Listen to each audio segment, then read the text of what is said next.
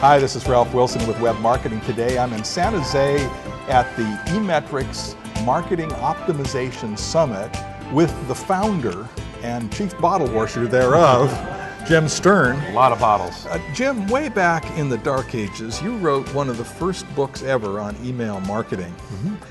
We had a keynote speaker this morning who worked heavily on the campaign to elect Barack Obama.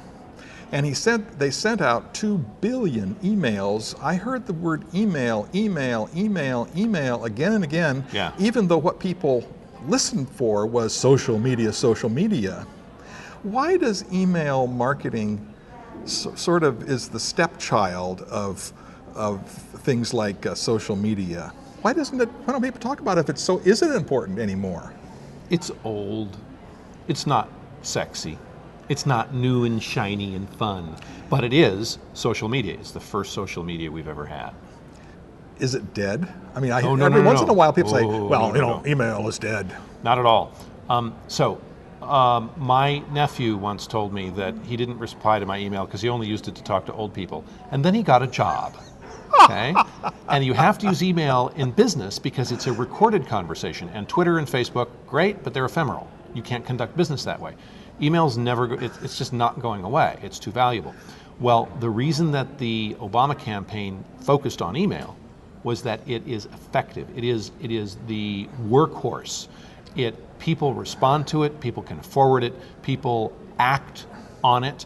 Now, social media is very exciting because it's widgets and it's upload this and download that, and everybody can talk to everybody. It's real time often. And it's exciting because it's so new, but everybody, and I mean everybody, has email, and they read it. But a lot of businesses don't really effectively use email. Very true. So what are some of the things that a small to medium business can do to use email effectively? What do you need to master to be able to use that tool well? The first thing that comes to mind is be responsive. If people are willing to send an email to you, just be grateful, It's like somebody called me on the phone. Oh, I want to talk to them. Thank you for calling. My marketing is working. If you email me, email back right away. Be human. Don't just do an autoresponder. Your message is important to us. We don't want to hear that. I want to hear from a person. Right. So be personal. Be quick.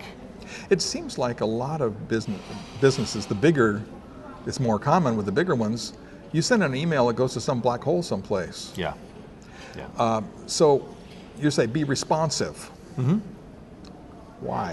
Is it really that important? It's that important because it is a personal communication. It doesn't feel like it. You think, oh, they wrote me a letter and I can get an answer back to them in a month. No, it's an email. Now, customer perspective, from the customer's point of view, if I have a problem and I need a response right away, I'm going to pick up the phone and call you, and I will wait a half an hour on hold listening to Rachmaninoff if I have to. I need an answer. But if I can wait 24 hours, I'll send an email, which is good because I can give you a detailed description of the issue, and then it's on your desk. If 3 days go by, then I pick up the phone. Well, now you've got somebody on the phone answering my question, and my email is in somebody's queue, and that's costing you too much money. So if you can be responsive, number one, huge value to me as the customer. I'm happy. Yeah. I occasionally get notes from people say, thank you for responding. Yes. Because they're surprised that they actually got an answer back. Yes. Because it's so uncommon. So if a small business wants to make a good impression, if you get want back to personally. You want to make a really good impression?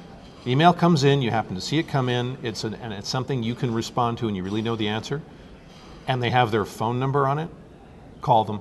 You will blow them away. Hi, I'm calling, responding from your email. I just sent it. Yeah, I know, and I'm calling you back. People love it. Now, you said that one of the keys to mastering email marketing is segmenting. What do you mean by that, and why is it so important? Everybody doesn't do the same thing. So you can't treat everybody the same. So you've got to respond to your email differently to different groups, depending on almost anything. So every time I talk to a company, a clothing company, we send a different email to men than we do to women, and response rate goes up 30%. Really? We send a different email in the morning than we do in the afternoon, and response rate goes up.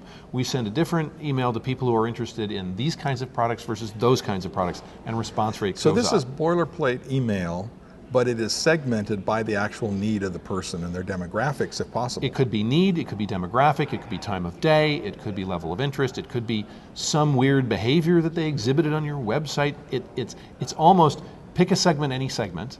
You will get a better response if you differ your message out to them or response to them based on almost anything. So one of the takeaways then is a small business could do well by looking carefully at what are the kinds of people that come, what are the typical kinds of responses I need to give, Right. and then prepare emails that will answer each kind of those things specifically. Right.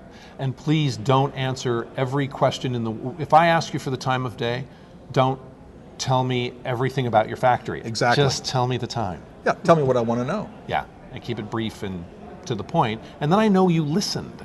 Yeah. Even if, literally, big companies, even if it's 500 people in a contact center in India pulling answers off of a pick list, as long as it's an answer that's specific to my question, I am served, and I'm happy.